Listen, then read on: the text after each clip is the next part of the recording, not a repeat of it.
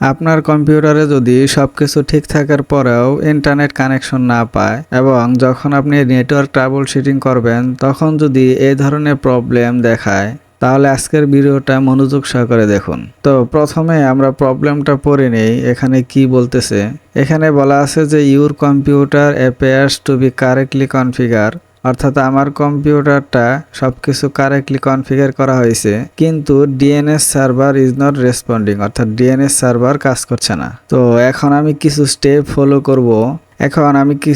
Follow করব। আপনারা আমার সাথে স্টেপগুলো একটা একটা করে করবেন। প্রথম যে কাজটা করব সেটা হচ্ছে আমি আমার নেটওয়ার্ক অ্যাডাপ্টারটা একবার ডিসেবল করব, একবার এনেবল করব। তো নেটওয়ার্ক অ্যাডাপ্টারে চলে যাই, এখানে চেঞ্জ অ্যাডাপ্টার অপশন, এখানে ইথারনেট, এখন মাউসের রাইট বাটনে ক্লিক দিলাম, এখানে ডিসেবল। একটু অপেক্ষা করার পরে আমি আবার এনেবল করব। 1 মিনিট পরে আমি আবার এটা এনেবল করলাম। এখন আমি চেক করব যে আইপিটা পাইছে কিনা। স্ট্যাটাস, এখান থেকে ডিটেলস দেখেন, এখানে আইপি পেয়েছে কিন্তু ইন্টারনেট কানেকশন এখনো পাইনি। সুতরাং এখন আবার চলে যাব দ্বিতীয় স্টেপসে। এখন আমি ডিএনএস রিসেট করব। ডিএনএস রিসেট করার জন্য এখানে কমান্ড প্রম্পট লিখে এখানে রান এস অ্যাডমিনিস্ট্রেটর এটা লিখে সার্চ করব।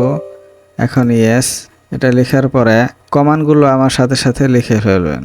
প্রথম কমান্ডটা হচ্ছে ipconfig//dns, লিখে এন্টার দিলাম। এখানে বলা আছে যে সাকসেসফুলি ফ্লাশড। এরপর একটা কমান্ড দিব, সেটা হচ্ছে ipconfig/release, এন্টার দিব।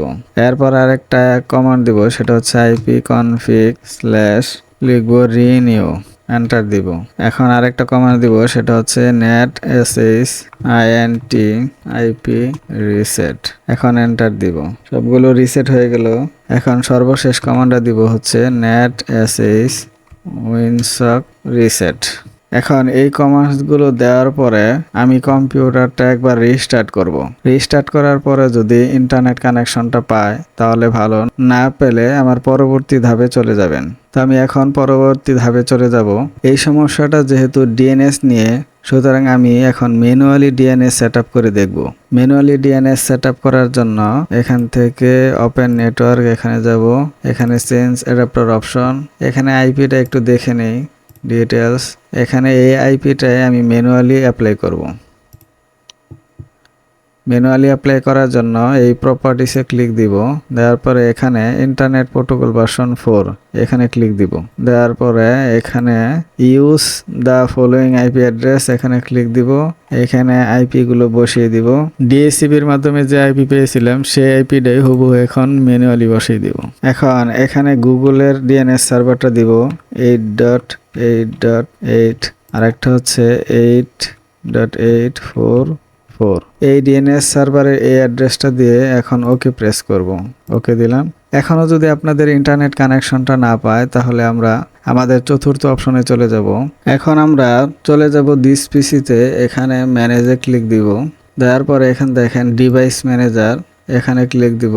এখান থেকে আপনারা নেটওয়ার্ক অ্যাডাপ্টার এটা সিলেক্ট করবেন। এখান থেকে আপনি যে অ্যাডাপ্টারটা ব্যবহার করছেন সেই অ্যাডাপ্টার একবার আপডেট ড্রাইভার এখানে ক্লিক দিবেন। দেওয়ার পরে সার্চ অটোমেটিক্যালি ফর ড্রাইভার এখানে ক্লিক দিব।